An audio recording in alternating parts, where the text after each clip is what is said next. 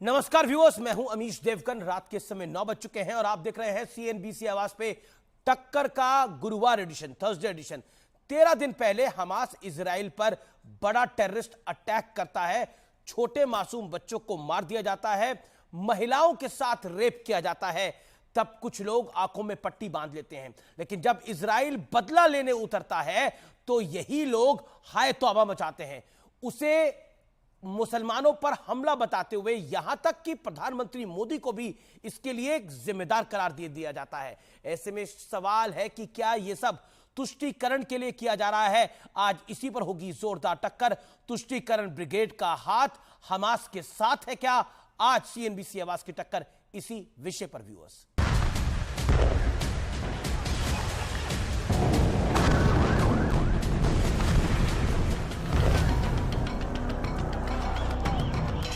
हमारी हुकूमत को, हमारे मुल्क को ये जो वार क्राइम्स इजराइल कर रहा है उसकी मजम्मत करनी चाहिए। एक दिन इजराइल सारे अरब मुल्कों पे कब्जा कर लेगा। कि मुसलमानों के साथ इतना बड़ा जुल्म हो रहा है। ये जो है असम के मुख्यमंत्री आज नमक का कारखाना बदल लिया है। लगता है वो भी आज जिस पार्टी में है वो हमास से कम नहीं है। हमास ने इजराइल में घुसकर निर्दोष लोगों की जान ले ली। बदले में इजराइल ने गाजा को धुआं-धुआं कर दिया। लेकिन सियासी हवा की दशा और दिशा भारत में बिगड़ी हुई है। हमास के नाम पर मोदी को कोसने वाली होड़ पूरी चरम सीमा पर है। भारत सरकार की भूमिका जवाहरलाल नेहरू, इंदिरा गांधी, राजीव गांधी, अटल बिहारी वाजपेयी या सगळ्यांची भूमिका ही होती पहिले त्यांना मदत करे। या देशाच्या प्रधानमंत्र्यांनी इस्रायलची भूमिका घेतली आणि मालक जे आहेत त्यांच्याकडे दुर्लक्ष केलं। मेरा लगता है शरद पवार जी सुप्रिया मैडम को भेजेगा गाजा में हमास के लिए लड़ने के लिए। केंद्रीय मंत्री पीयूष गोयल ने ट्वीट कर शरद पवार पर निशाना साधा। पवार जी उसी सरकार का हिस्सा थे जिसने बाटला हाउस मुठभेड़ पर आंसू बहाए थे और भारतीय धरती पर आतंकी हमले होने पर सोए थे। अब तो बात यहां तक आ पहुंची है कि हमास को आतंकी संगठन मानने से भी खुलेआम इनकार किया जा रहा है। हमास आतंकी संगठन नहीं है। बिल्कुल नहीं है। Say it loudly once again. बिल्कुल नहीं है हमास आतंकी संगठन। क्यों? मैं क्लियर कट कह रहा हूँ, हमास आतंकी संगठन क्यों नहीं है? और ये जुर्रत मुझ में है कि मैं भारत में खड़े होकर कह सकता हूँ। नरेंद्र मोदी भी जालिम है और इजराइल भी जालिम है, तो जालिम को जालिम के साथ जाना चाहिए।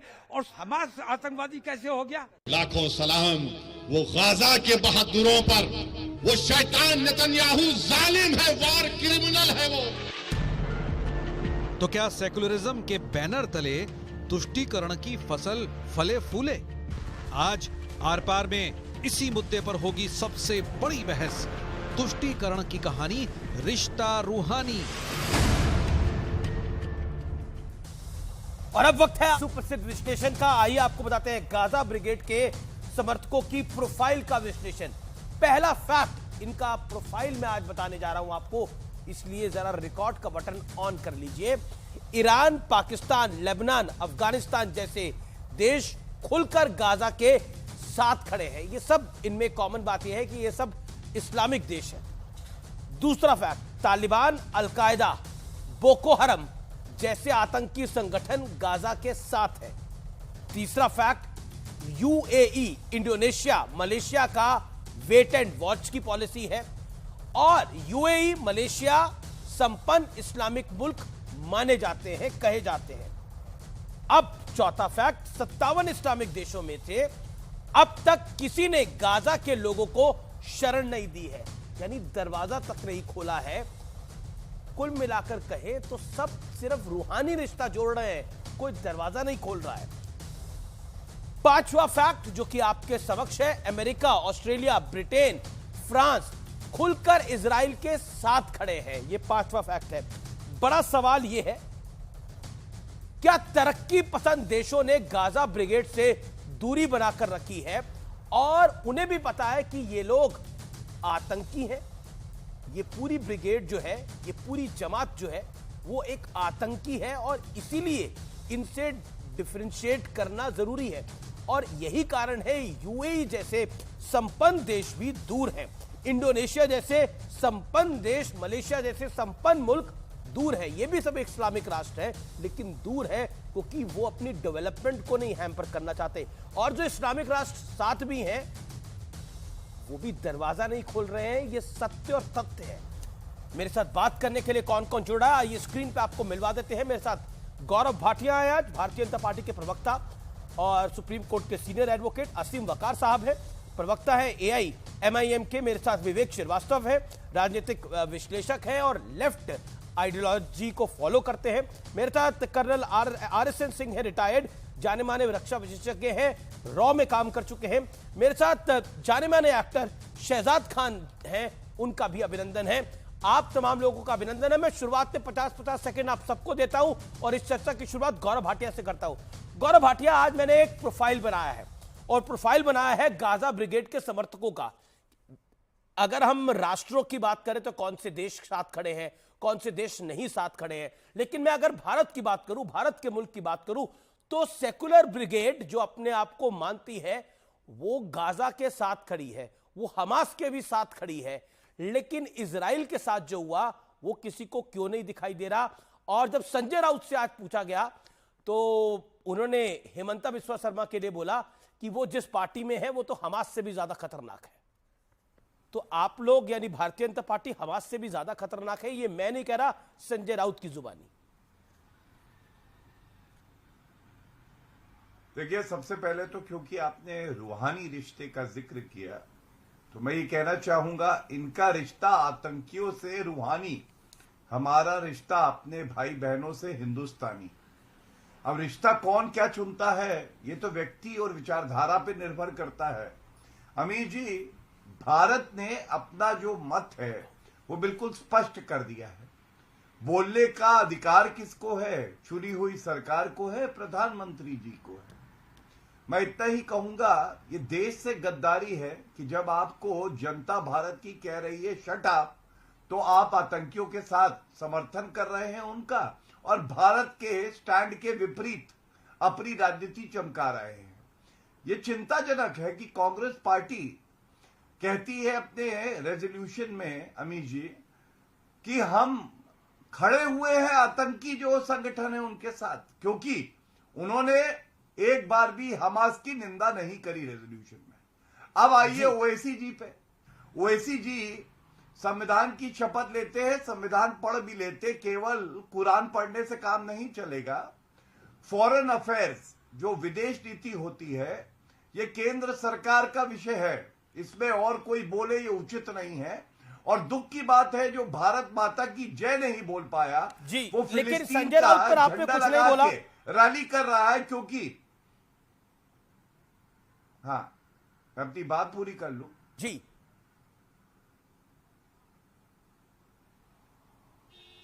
मैं अपनी बात पूरी कर लूं 10 सेकंड। जी जी जी। हाँ, देखिए, मैं इतना ही कहूंगा, भारत वो देश है और नरेंद्र मोदी जी वो प्रधानमंत्री हैं जिनको फिलिस्तीन का हाईएस्ट सिविलियन अवार्ड मिला, अमीर जी, और साथ साथ वो इजराइल के दौरे पे भी गए। यही कूटनीति होती है, कब बोलना है, कितना बोलना है और कहां बोलना है, ये देश के प्रधानमंत्री जी को इन सबसे बेहतर पता है। लेकिन दुख की बात है, शरद पवार, ओवैसी, राहुल गांधी, कांग्रेस पार्टी, ये सब के सब जो लाशें बिछी हैं, आतंकियों ने बिछाई हैं, उस पे एक लेकिन मैं आपसे ये तीसरी बार पूछ रहा हूं, संजय राउत ने जो भारतीय जनता पार्टी को हमास जैसी पार्टी बोला है उस पर आपने चुप्पी क्यों साधी हुई है? अरे संजय राउत तो वो नोटी वाले संजय राउत है ना, जो कहते हैं उखाड़ दिया। अरे जनता ने उनको उखाड़ दिया, उनके बयान पे क्या टिप्पणी करें अमीर जी? पहले अपना राजनीतिक कद बढ़ाएं। केंद्र की सरकार और प्रधानमंत्री जी बोलते हैं ये हमारा संविधान कहता है। संजय राउत को यह भी नहीं पता है कि उनको कब बोलना है, कब चुप रहना है। एक नेत्री के लिए कह रहे थे उखाड़ दिया, बाद में खुद ही उखड़ गए थे और जेल जाना पड़ा था। ठीक है, जवाब ले लेते हैं। के लोग हैं भाजपा को चुनते हैं, उनका अपमान कर रहे हैं संजय राउत। विवेक श्रीवास्तव कहते हैं जी और बीजेपी की तुलना जी टाइम लिमिट को फॉलो करें। विवेक करते हैं जो आतंकी है। क्या आपको लगता नहीं है कि आपको नरेंद्र मोदी की मुखालफत करनी है, आपको मुखालफत करनी है भारतीय जनता पार्टी की, लेकिन खुलकर आप हमास की भी मुखालफत नहीं कर पाते। और उल्टा इंडिया गठबंधन अलायंस के पार्टनर कहते हैं कि बीजेपी हमास जैसी है। तो हमास को तो कम से कम कटघरे में खड़ा करो। अगर आप बीजेपी को बुरा मान रहे हो तो हमास भी तो बुरी है आपके लिए। नहीं, देखिए, पहली चीज है भारत सरकार है और भारत सरकार से प्रश्न पूछना हर नागरिक का फर्ज है, हर अपोजिशन पार्टी का फर्ज है, पूछना चाहिए। नहीं पूछेंगे प्रजातंत्र नहीं चलेगा, डेमोक्रेसी ठीक से फंक्शन नहीं करेगी, what ever be the government, what ever be the party in power. Number 1। Number 2, आपने हमास की बात करी। हमास ने जब अटैक किया था सभी ने कहा साहब वायलेंस गलत है, औरतें बूढ़े बच्चे मारे गए, इट इज वेरी रॉन्ग। लेकिन at the same time we can not be selective. 75 साल से जो इजराइल कर रहा है, जिसकी वजह से भारत की हर सरकार, हर प्रधानमंत्री, इंक्लूडिंग बीजेपी के वाजपेयी जी एंड कांग्रेस के डॉक्टर मनमोहन सिंह, सब पैलेस्टीनियन कॉज के साथ खड़े रहे।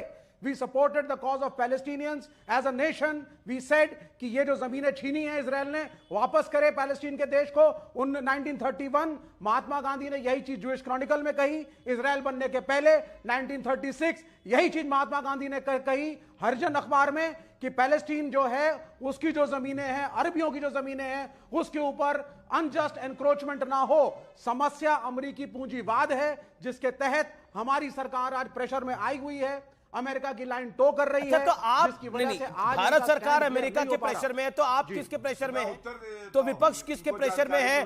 जो रूहानी रिश्ता जोड़ रहा है, जो हमास के साथ रूहानी रिश्ता जोड़ रहा है। कोई रूहानी रिश्ता नहीं तो फिर नहीं, तो विपक्ष किसके प्रेशर के अंदर है? साल से भारत का स्टैंड रहा है। हेमंता बिस्वा शर्मा कह रहे हैं, हेमंता बिस्वा शर्मा ने शरद राव पवार को सजेशन दिया, हेमंता बिस्वा शर्मा ने शरद राव पवार को सजेशन दिया कि अगर आपको इतना ही लग रहा है, अगर आपको इतना लग रहा है तो सुप्रिया सुले को गाजा भेज दो लड़ाई लड़ने के लिए।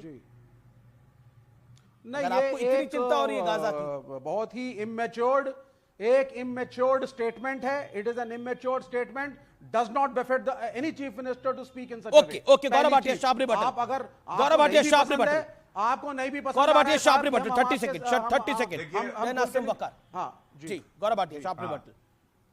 देखिए, विवेक जी को सबसे पहले मैं ये बताना चाहूंगा, सरकार से सवाल पूछना आपका हक है, आलोचना करना भी आपका हक है और सुझाव देना भी आपका हक है। लेकिन किसी को यह हक नहीं है कि वो किसी दूतावास में पहुंच जाए बिना केंद्र की सरकार से पूछे, क्योंकि विदेश नीति जो है वो केंद्र सरकार के तत्वाधान में आता है। दूसरी बात, आपने 1947 का चार्टर शायद पढ़ा नहीं है। एक रेजोल्यूशन हुआ जिसमें कहा गया यहूदियों के लिए अलग एक देश होगा और फिलिस्तीन के लिए अलग होगा, लेकिन फिलिस्तीन ने यह बात नहीं मानी। और दुख की बात यह है, हमास का चार्टर अमीर जी कहता है सारे यहूदियों को खत्म कर देंगे। तो मैं पूछना चाहता हूं, जो विपक्षी पार्टियां हैं, आपके जो भी सुझाव है प्रधानमंत्री जी को लिख के दीजिए, विदेश मंत्री जी को लिख के दीजिए, लेकिन खुद ही कहना कि नहीं हम इसके साथ खड़े हैं क्योंकि आपका वोट बैंक का इजाफा हो जाएगा, तुष्टीकरण की राजनीति होगी, ये बहुत दुखद है। जी, आसिम वकार, शफीकुर रहमान बर्क कहते हैं कि मुसलमानों के साथ जुल्म हो रहा है, और फारूक अब्दुल्ला कहते हैं कि एक दिन इजराइल सारे अरब देशों पर कब्जा कर लेगा। असाउद्दीन ओवैसी कहते हैं कि हमारी हुकूमत को, हमारे मुल्क को जो वॉर क्राइम इजराइल कर रहा है उसकी निंदा करनी चाहिए। क्या आपको लगता है कि कोई रूहानी रिश्ता जोड़ रहा है, कोई सलाम भेज रहा है, और ऐसा लग रहा है कि कंपटीशन चल रहा है कि कौन कितना बड़ा हमदर्द हो सकता है हमास का, खास तौर पर विपक्ष में? देखिए, बहुत बढ़िया स्क्रिप्ट लिखते हैं आपके जो भी लिखने वाले हैं, द ब्रिलियंट मैन, उसमें आप भी हेल्प करते होंगे सर। देखिए, पूरी दुनिया में, अब मैं हिंदुस्तान में हूं तो यहीं की बात कर लूं, जितने लोग भी फिलिस्तीन की और फिलिस्तीनियों के समर्थन की बात कर रहे हैं, उनके साथ हक की मांग कर रहे हैं, वो सब आपकी नज़र में आतंकवादी और सब आतंकवादी सपोर्टर। अब आप बिल्कुल क्लियर होकर सुनिएगा, अल-कायदा को अमेरिका ने पैदा किया था, अमेरिका ने ट्रेंड किया था, अमेरिका ने खड़ा किया था रशिया के खिलाफ अफगानिस्तान में लड़ने के लिए। अल-कायदा द मोस्ट वांटेड और क्रिमिनल टेररिस्ट ग्रुप जो था अल-कायदा, उसामा बिन लादेन, ये पूरी दुनिया जानती है कि वो CIA ने ही पैदा किया था। तो फिर आतंकवादी, जो बड़ा आतंकवादी अमेरिका हुआ, क्योंकि अलकायदा को पैदा कर रहा है, तालिबान को भी उन्होंने पैदा किया, पाकिस्तान हिजबुल मुजाहिदीन को हथियार दे रहा था, जैशे मोहम्मद को हथियार दे रहा था, जैशे मोहम्मद के कैंप लगा के ट्रेनिंग दे रहा था, हमारे देश के ऊपर हमले कराने के लिए। मैं कह रहा हूं कि पाकिस्तान के पीछे अमेरिका का हाथ था। तो अमेरिका पाकिस्तान के जरिए से भारत में आतंकवाद फैलवा रहा था और मदद कर रहा था, और भारत चीख चीख के बात कह रहा था, लेकिन अमेरिका नहीं मानता था। अमेरिका तो पाकिस्तान के साथ था, तो अमेरिका हुआ। आज मैं आपको सबसे पहले तो मतलब विपक्ष हमास के साथ इसलिए है क्योंकि अमेरिका आतंक के साथ है। आप ये जस्टिफाई करने की कोशिश कर रहे हैं कि विपक्ष आज हमास के साथ इसलिए है क्योंकि अमेरिका आतंकवाद कर रहा था, इसलिए आप लोग भी आतंकवाद का समर्थन कर रहे हैं हमास के। ये मानूं मैं? अरे पूरी बात तो सुन लीजिए सर। सुन रहा हूं मैं आपकी बात। अरे पूरी बात सुनिए, अभी मनवा रहा हूं आपसे जी। 1980 के दशक में गाजा का जो एरिया था, यहां पर इजराइल की तरफ से एक एक्टिंग गवर्नर हुआ करते थे, यित्ज़ेक सेगेव। 1980 के दशक में यित्ज़ेक सेगेव जो ऑफिशियली आपके एक्टिंग गवर्नर थे, उन्होंने न्यूयॉर्क टाइम्स को एक इंटरव्यू में बताया कि PLO के खिलाफ लड़ने के लिए फिलिस्तीन के लोग शांति चाहते थे, फिलिस्तीन के लोग अपनी एक सरकार चाहते थे, अपना देश चाहते थे, उनको शांति न देना पड़े। इसलिए यित्ज़ेक सेगेव कह रहे हैं कि हम लोगों ने हमास नाम के टेररिस्ट ग्रुप को सपोर्ट किया, पैसा दिया, समर्थन दिया, हथियार दिए, ट्रेनिंग दी और खड़ा किया। तो हम लोग आतंक के सपोर्टर कैसे हो गए?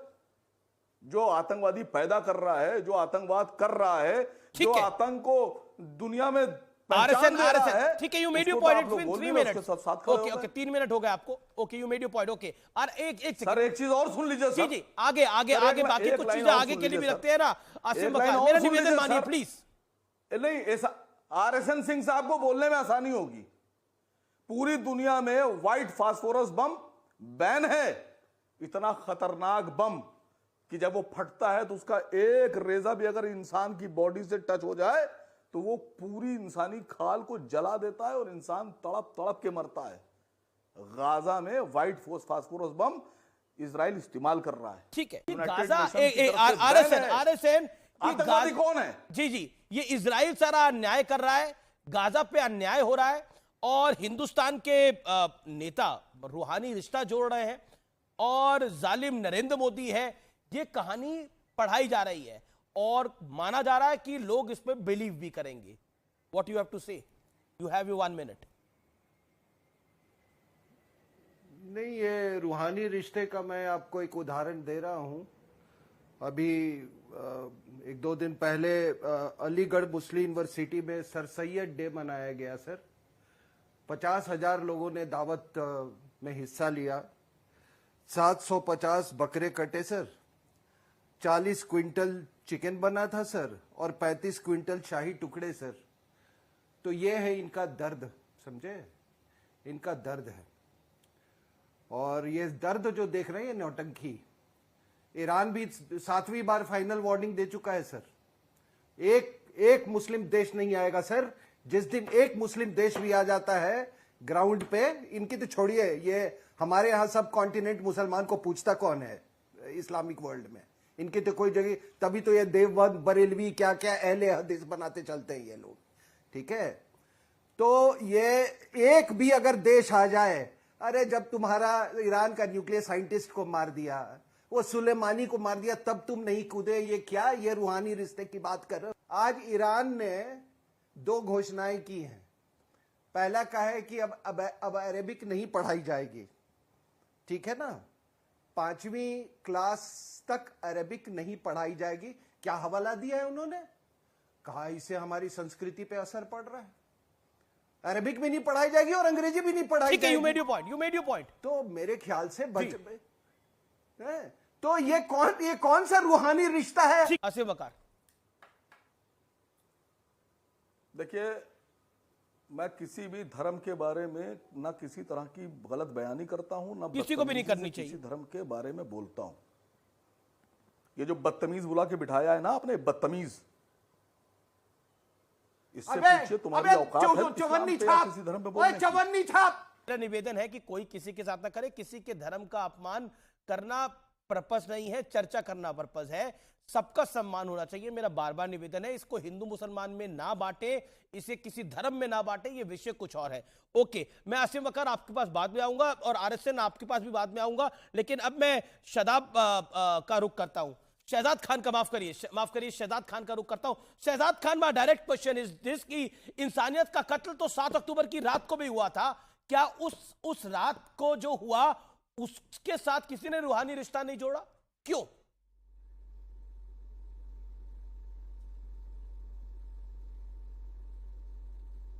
शहजाद खान, बहुत शुक्रिया आपका मुझे आपके शो पे बुलाने का। हेलो, आपको मेरी आवाज आ रही है? जी आ रही है। जी, बहुत बहुत शुक्रिया आपका मुझे आपके शो पे बुलाने का अमीश। देखिए, मैं तब भी यही कह रहा था कि मासूम बेगुनाह फिलिस्तीनी और इजरायली लोग नहीं मरने चाहिए। आपको याद होगा मेरा स्टैंड तब भी क्या था और अब क्या हुआ है। मेरा स्टैंड यही है कि मासूम लोगों को, चाहे वो हमास हो, चाहे नेतन्याहू के सरखरीद गुलाम हो, जो लोग कर रहे हैं, जो हमें दिख रहा है टीवी पर, तो हमारे हमास के समर्थन में क्यों, हमारे मुल्क में हमास के समर्थन में कसीदे क्यों पड़े जा रहे हैं? उसका तो विरोध करिए आप कम से कम। हमास के समर्थन, देखिए पॉलिटिशियंस का काम है अपनी राय रखना, हर आदमी का हक बनता है। मैं उनके लिए कुछ नहीं कहता हूं। मैं ये जरूर कहता हूं कि इंसानियत से बड़ा मजहब नहीं है। इस वक्त हमें ये गंदी राजनीति छोड़ के इंसानियत को कैसे हम हेल्प कर सकते, मदद कर सकते, हमें वो सोचना चाहिए।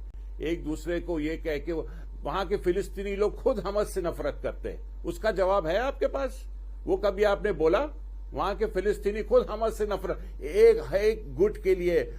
आप सोचिए कि जिस इलाके में आप रहते हैं, वहां के गुंडा, अगर कोई गुंडा है, उसके साथ किसी की मारपीट हुई और ऑपोजिशन पार्टी आके आप सबका घर वर तोड़ दे, क्या ये जायज है? और आप नेतन्याहू जो है वो सिर्फ हमास नहीं, वो फिलिस्तीनियों को टारगेट कर रहा है। जिस बेरहमी से बच्चे, छोटे छोटे बच्चे, 2-2, 4-4 दिन के पैदा किए हुए बच्चों को मार रहा है, सिविलियंस को टारगेट कर रहा है। बड़े आपने सही बात बोली, आपने बोला हमास से तो पैलेस्टाइन के लोग भी नफरत करते हैं, हमास एक गुंडे की तरह है। अब बताइए आप, नफरत करता है? सही बात बोली आपने विवेक श्रीवास्तव, हमास तो एक गुंडे की तरह है, तो इस गुंडे के साथ क्यों लेफ्ट के स्टूडेंट लीडर्स खड़े हो जाते हैं जाकर? नहीं, वो तो आतंकी है। एक second, Vivek Srivastava, let Vivek Srivastava respond to this. Vivek 30 second. देखिए, इट इज वेरी क्लियर जब हमास ने हमला किया था, औरतें बच्चे उसमें मारे गए थे, सबने कहा था साहब गलत हुआ, गलत किया, संघर्ष के साथ हैं। लेकिन अब साहब उसकी एक कहानी बना देना, यह भूल जाना कि कल इजराइल ने 500 लोगों को एक हॉस्पिटल पे हमला किया और लोगों को मारा जानबूझ के, फिर कहानी बना दी कि साहब ये तो हमास का रॉकेट था। तो और उसके बाद खड़े होकर के आपने बोला कि गाजा पट्टी खाली कर दो, 20 लाख आदमी चले जाओ। तो ये मैं तो समय फिर सीमा हमला निर्धारित तो करता हूं तुम्हारे लिए। हमास करने आया था ना? कौन करेगा? ओके, जवाब कौन करेगा? गौरव भाटिया जी गौरव भाटिया। देखिए, सबसे पहले तो मैं ये कहूंगा, शहजाद जी ने जो बात कही वही भारत का स्टैंड रहा है। हम इंसानियत के साथ खड़े हैं, मानवता के साथ खड़े हैं। और अभी रवि जी कह रहे थे, मैं रवि जी को चुनौती दे रहा हूं, न्यूज 18 पे ये चुनौती है, खुली चुनौती है। विवेक अक्टूबर को हमास ने हमला किया, विवेक जी को खुली चुनौती दे रहा हूं। 7 अक्टूबर को हमास आतंकी संगठन ने हमला किया, महिलाओं के साथ बलात्कार किया, छोटे बच्चों के सर काटे और यहूदियों को मारा। आप किसी भी राजनीतिक दल का एक वक्तव्य सीनियर लीडर का दिखाइए जिसने ये कहा हो कि हमास की सभी ने किया, हम निंदा करते सभी हैं, ने कांग्रेस कहा है पार्टी गलत का हुआ, रेजोल्यूशन लेकिन सब पैलेस्टीन के लोगों के साथ है। बीच में मत बोलिए विवेक जी, मैंने आपकी बात सुनी ना विवेक जी, आप भी अपनी बात रखिएगा। आप ही रखिए, बोलिए। अच्छी चर्चा तभी हो सकती है जब हम आदान प्रदान करें वक्तव्य का।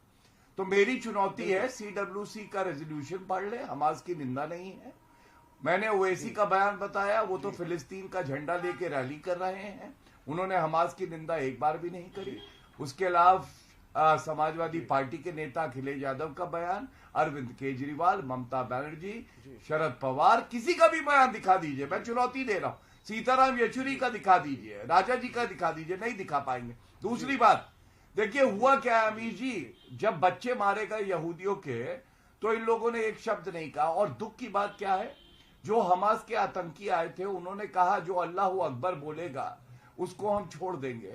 एक माँ बोली मेरा बच्चा मर जाएगा, तो आतंकी पूछता है क्यों, उसने कहा मेरा बच्चा तो 10 महीने का है, वो तो बोलता ही नहीं है, अल्लाह अकबर कैसे बोलेगा, वो तो किसी भी भगवान का नाम नहीं।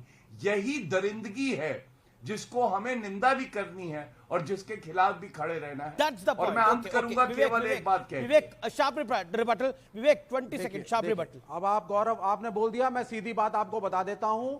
प्रॉब्लम यहां पे ये है कि भारतीय जनता पार्टी और संघ परिवार हमास के उस अटैक को भारत की 80-20 की राजनीति में यूज करना चाहता है, इस्लामोफोबिया फैलाना चाहता है, मुसलमानों को कटघरे में खड़ा करना चाहता है और ये प्रूव करना चाहता है कि देखो ये जाहिल हैं और ये कल मारेंगे सबको। And that is what we are against. हम लोगों ने कभी हमास के उस अटैक को समर्थन किसी ने नहीं किया, लेकिन आप उस हमास के अटैक को ठीक है, जवाब गौरव भाटिया शार्प रिबटल देना चाहते हैं। Okay Gaurav Bhatia make a point. Gaurav Bhatia.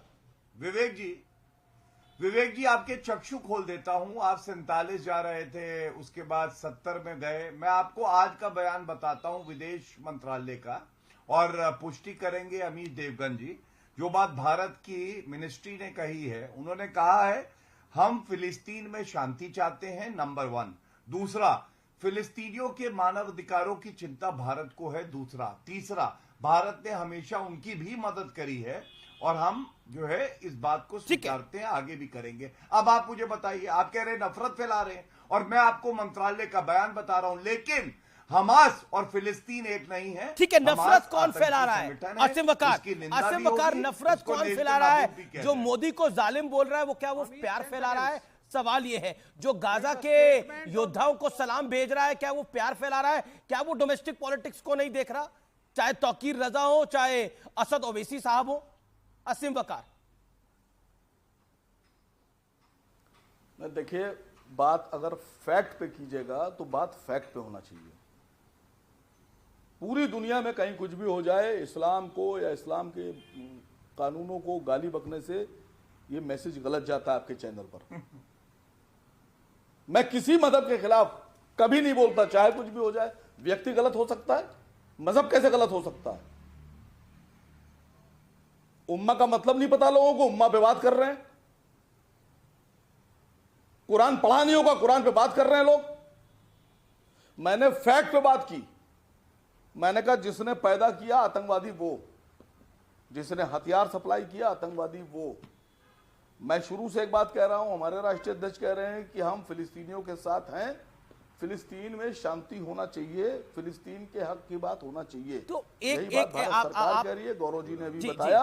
मैं भारत सरकार का नहीं, भारत सरकार के बयान का स्वागत करता हूं। ओके गौरव भाटिया, कोई भी अच्छा आदमी होगा, डोमेस्टिक कोई भी अच्छा आदमी होगा, वो अच्छी ही बात करेगा, लेकिन घटिया आदमी से कभी भी अच्छी बात की उम्मीद नहीं। पर्सनल कमेंट किसी से नहीं। Okay Gaurav Bhatia reply 20 second चाप रिप्लाई। मैं सैयद वकार जी से केवल एक बात कहूंगा। असीम वकार, पूर्व फौजी। गौरव आज आप नाम भूल रहे हैं सबके। गलत आसिम वकार है ये, वो विवेक श्रीवास्तव है। सैयद वकार ही नाम है उनका, सैयद वकार ही नाम है। जी बोलिए। सैयद असीम वकार नाम है अमीश भाई। चलिए, सैयद असीम वकार से मैं एक ही बात कहूंगा। पूर्व फौजी के लिए उन्होंने एक बहुत गंदे शब्द का इस्तेमाल किया। असीम भाई दशकों वो लड़े हैं कि आप और मैं सुरक्षित रहें, हमारे परिवार सुरक्षित रहें। मैं समझता हूं आपको वो शब्द वापस लेना चाहिए, और वो इसलिए ठीक है, उनकी किसी बात से आपको ठेस लगी होगी। हम लोग भी हजारों चर्चाएं कर चुके हैं, लेकिन अगर पूर्व फौजी कुछ कहता है ना, वो बात हम लोग निकल जाते हैं, सहमत ना भी हो। मैं अपनी बात पूरी कर लूं। मैं केवल यही आपसे विनती करता हूं, बात आप मुझे भी जो बोलने दीजिए। गौरव भाई शब्द का इस्तेमाल किया, उसको वापस ले लीजिए। ठीक है मुझे भी गौरव, ही बहुत वांट्स टू पीड़ा से हुई। समथिंग। आप गौरव उससे गौरव सहमत असीम ना वकार हो। कुछ कहना चाह रहे हैं। Let him 10 second. Aseem Waqar 5 seconds. जरूर। गौरव भाई मैं आपको बताऊं, मैं कभी भी, आप इतने दिन से देख रहे हैं, मैं बहुत सब्र से काम लेता हूं, मैं बदतमीजी किसी से नहीं करता। मुझे चाहे कितना कुछ कह दे कोई, मैं कभी किसी मजहब के बारे में नहीं बोलता, और मैं दिल से बात कहता हूं। अगर मैं कभी किसी के बारे में कोई गलत बात बोल भी देता हूं तो मुझे अंदर से गिलानी होती है कि मैंने क्यों बोला। हमेशा होती है, आज भी हो रही है, पहले भी होती थी, कभी भी होती है। ये जिनके बारे में आप बोल रहे हैं, ये एक बार टाइम्स नाउ के ऊपर इन्हीं ने रसूल अल्लाह सल्लल्लाहु अलैहि वसल्लम के बारे में गलत बात बोली थी, पैगंबर मोहम्मद साहब के बारे में बोली थी, उस पर भी हम लोगों ने एतराज किया। ठीक है। बहुत बड़ी खबर इस समय आ गई है, लेबनान ने इजराइल पे अटैक कर दिया है। इस वक्त ये बहुत बड़ी ब्रेकिंग स्टोरी है। लेबनान ने इजराइल पे अटैक कर दिया है, उत्तरी इजराइल पे एक बड़ा हमला करा है। लेकिन एक और बड़ी खबर है, लेबनान ने 6 रॉकेट तो दागे हैं, लेकिन दूसरी तरफ इजराइल की तरफ से एक बहुत बड़ी खबर है। हमास का बहुत बड़ा कमांडर, सिक्योरिटी चीफ जिसे कहा जाता है, हमास को बहुत बड़ा झटका दे दिया इजराइल ने, और उसके बाद लेबनान ने अटैक करा है। उनका सिक्योरिटी चीफ मारा गया है। इजराइल के अटैक में कमांडर जिहाद मेहसन की मौत हो गई है, और लेबनान ने जैसे उसे मौत की जानकारी आज दोपहर पता लगी, लेबनान ने अटैक कर दिया। क्या इन दोनों का कोई रिलेशन है? यह बड़ा इंपॉर्टेंट है जानना। मेरे साथ RSN सिंह है, मेरे साथ असीम वकार है, मेरे साथ गौरव भाटिया है। मैं RSN आपके पास आता हूं और आपको 40 सेकंड का वक्त देता हूं। क्या आपको लगता है कि कुल मिलाकर इस पूरे घटनाक्रम के अंदर हम बार बार यही बात सुन रहे हैं कि विक्टिम हमास है, विक्टिम गाजा है, विक्टिम पैलेस्टाइन है, सारी बातें सही है, लेकिन 7 अक्टूबर को जंग की शुरुआत किसने करी थी? नहीं, अभी आपने लेबनान का जिक्र किया तो मैं बता दूं, वहां पे भारतीय सेना की टुकड़ी है लेबनान में, और वो उसको यूएन ने वो मैंडेट किया हुआ है कि आप प्रोटेक्शन दीजिए वहां सिविलियंस के लिए। और किन सिविलियंस के लिए? ये जो हिजबुल्लाह है, it is not part of the Lebanese armed forces, ठीक है ना। वो उन्होंने जबरदस्ती का वहां पर अपना वर्चस्व रखा हुआ है, जिहादी है, ठीक है। और इसलिए इजराइल ने बोला है कि आप 2 किलोमीटर का इलाका आप खाली कीजिए, क्योंकि ताकि आपके हम वहां से आपके हम रेंज में ना आ सके, ठीक है। तो ये लेबनान का ये है। दूसरा एक बहुत बड़ी बात है कि अभी कहा गया कि 23 मिलियन गाजा में, 23 मिलियन लोग वेस्ट बैंक में, और 11 मिलियन लोग रहते हैं, पैलेस्टीनियंस की बात कर रहा हूं मैं, 11 मिलियन इजराइल के अंदर में। आपने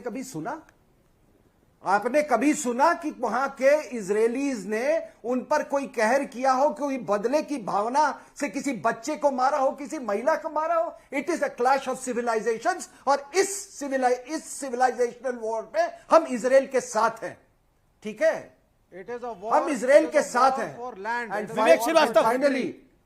finally not a clash of civilization. I never clash नहीं है। इसको धार्मिक युद्ध का नाम देना गलत है। ये आपके अरे चाइनीज से पूछिए ना, और बाकी देश। अरे नहीं, अरे चाइना कहाँ से आ गया? अभी logical and top logical. Sir आप सीनियर आदमी हैं, आप लॉजिकल बात करिए ना सर। नहीं, I don't go bye American propaganda. मैं अमेरिकन प्रोपेगेंडा की बातें नहीं समझना चाहता हूं आपसे। आप सीनियर आदमी हैं, आप कृपा करके सुनिए प्लीज। ये इस्लामिक युद्ध नहीं है। अगर होता तो क्या सऊदी अरबिया ने आज तक पैलेस्टीनियन कॉज को इतना प्रोएक्टिव समर्थन कभी दिया? नहीं दिया। कितने सारे इस्लामिक देश हैं, उन्होंने एक बहुत ही डिप्लोमेटिक को अभी भी शरण में नहीं दिया था। तो ये धर्म युद्ध थोड़ी ना है। It is not a clash of civilizations. अच्छा ठीक है। विवेक जी, ये जितने लोग हैं खुल के क्यों नहीं आते इजराइल के समर्थन में? मुझे समझ में नहीं आ रहा। बड़ी अच्छी बात कही, एक सेकंड, बड़ी इंटरेस्टिंग बात कही। सऊदी, आप कह रहे हैं सऊदी पैलेस्टाइन को समर्थन नहीं कर रहा। एक सेकंड, सऊदी हमास का समर्थन नहीं कर रहा। एक second, one second, audio PCR, put audio on off. Okay, Saudi support नहीं कर रहा हमास को। उसके अलावा यूएई, इंडोनेशिया, मैं कह रहा हूं आपको सपोर्ट नहीं कर रहा। मलेशिया वेट एंड वॉच की रणनीति अपना रहा है। अब बताइए भारत के अंदर विपक्षी दलों को क्या हुआ है, वो क्यों खड़े हो रहे हैं हमास के साथ? सर हम तो क्यों विपक्षी दल क्यों हमास के साथ खड़े हो रहे हैं? पैलेस्टीनियन सपोर्टर्स सर आप गांधी को गलत बोल दीजिए ना फिर कि गांधी वाज रॉन्ग, अटल बिहारी गांधी कैसे आगे कि गांधी आतंक के साथ थे? नहीं was wrong, Indira Gandhi was क्या गांधी आतंक के साथ थे? तब तो आतंकवाद उतनी बड़ी समस्या ही नहीं थी। आतंकवाद आप गांधी को कैसे बीच में लेके आ सकते इजराइल को हैं? मत समर्थन दीजिए ना। महात्मा गांधी को कैसे बीच में? महात्मा गांधी की आड़ लेके कुछ भी नहीं कह सकते आप सर। नहीं बिल्कुल नहीं सर, अगर इजराइल ने टेररिस्ट एक्टिविटीज करी है ओके, उसे भी कंडेम करिए ना। सिलेक्टिव क्यों है? Okay, RSN then Gaurav Bhatia, RSN then Gaurav Bhatia. Okay, RSN wants to make a point. RSN, okay Vivek ji, you made your point. RSN 20 second, sharp 20 second sir. आप इस पैनल पे बिल्कुल खुल के ये जितने बैठे हुए इनसे पूछिए कि क्या ये हमास की तरह ये भी विश्वास करते हैं कि Israel does not have right to exist, हाँ और ना में, और तब ये आपको पता चल जाएगा कि ये कितने बड़े दरिंदे लोग हैं। Important one. असीम वकार, आप पूछिए इनसे कि does Israel have right to exist or not? इससे पूछिए इजराइल को एग्जिस्टेंस का अधिकार है कि नहीं है, क्योंकि हमास की तो ये लाइन है। ओके, असीम वकार, sharp reply 20 second, then Gaurav Bhatia. मैं आपसे शुरू से पहले दिन से एक बात बोल रहा हूं, फिलिस्तीन का सपोर्ट करना, फिलिस्तीनियों का सपोर्ट करना, आतंक का सपोर्ट कैसे हो गया? मैं आपसे कुछ और खाली इतना जानना चाह रहा हूं। आप स्मार्ट हो सकते हैं लेकिन ओवर स्मार्ट नहीं हो सकते। मेरा सवाल है, हमास कहता है इजराइल को अधिकार ही नहीं है रहने का। एक सेकंड, आरएसएन सिंह आप, you made your point sir, my humble submission. Aseem Waqar, मेरा सीधा सवाल है, हमास बिलीव करता है इजराइल के एग्जिस्टेंस पे ही, क्या आपको लगता है ये जायज है? और हमास पहले अटैक करने आया था, इजराइल नहीं गया था, और भारत में तुष्टीकरण के चलते आप लोग पैलेस्टाइन का साइडवेज समर्थन करके डायरेक्टली हमास का समर्थन करते हैं। सर यूनाइटेड नेशन का एक बयान है, वो कहता है यूनाइटेड नेशन की वेस्ट बैंक में इजराइल अंतरराष्ट्रीय कानूनों का उल्लंघन कर रहा है।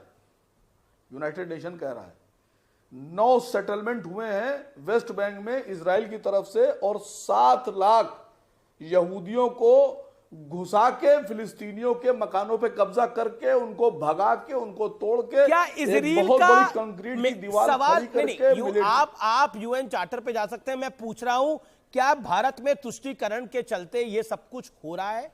अभी कुछ देर पहले आपके साथी या फिर विपक्ष में आपके साथी विवेक श्रीवास्तव जी ने एक बात बोली, वो बहुत महत्वपूर्ण है। कह रहे सऊदी नहीं खड़ा, ये इस्लामिक लड़ाई नहीं है, सऊदी नहीं खड़ा, यूएई वेट एंड वॉच कर रहा है। इसके अलावा मेरे पास कई नाम है, इंडोनेशिया, मलेशिया, सब वेट एंड वॉच कर रहे हैं। तो फिर भारत के अंदर रूहानी रिश्ता क्यों जोड़ा जा रहा है? इट इज अ तुष्टीकरण। ये क्या ये तुष्टीकरण का कारण है? इसका क्विक रिप्लाई। आप एक सीधा का सवाल का मुझे जवाब नहीं दे पा रहे। दीजिए पहले, देखिए मैं अपनी बात पूरी कर लूं। हाँ बोलिए। एक लाइन का एक आंसर कि क्या 7 लाख यहूदियों को इजराइल ने वेस्ट बैंक में जबरदस्ती घुसा के जमीन पे कब्जा कर लिया, बड़ी बड़ी कंक्रीट की दीवारें खड़ी कर ली, फिलिस्तीनियों को भगा दिया, और जब कोई फिलिस्तीनी अपनी जमीन पर वापस इजराइलियों को जीने का हक है कि नहीं? से ऊंचे वाच टावर से गोली मार देते हैं उसको। नहीं, आप ऊंचे टावर से, अब कोई किसी के आतंक गिराने आएगा तो ऊंचे टावर से मारे, नीचे टावर से मारे। इजराइलियों को जीने का हक है कि नहीं?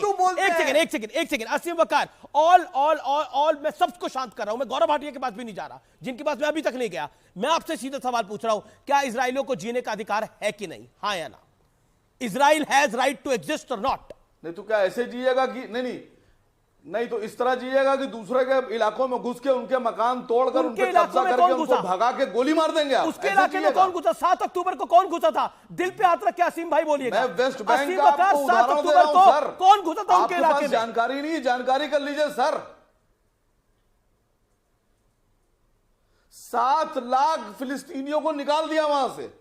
असीम वकार, 7 अक्टूबर को कौन घुसा था? पॉइंट ये भी है। गौरव भाटिया, जानकारी लेके बैठ गया। मेरे पास पूरी जानकारी है। गौरव भाटिया, तुष्टीकरण की पॉलिटिक्स का नतीजा ये है जो आज हम देख रहे हैं। सऊदी समर्थन नहीं कर रहा, यूएई समर्थन नहीं कर रहा, लेकिन हमारे देश में कई नेता हैं, कई यूनिट्स चल रही हैं जो कि समर्थन करने पे जुटी हुई हैं हमास का, टेररिस्ट एक्टिविटी का।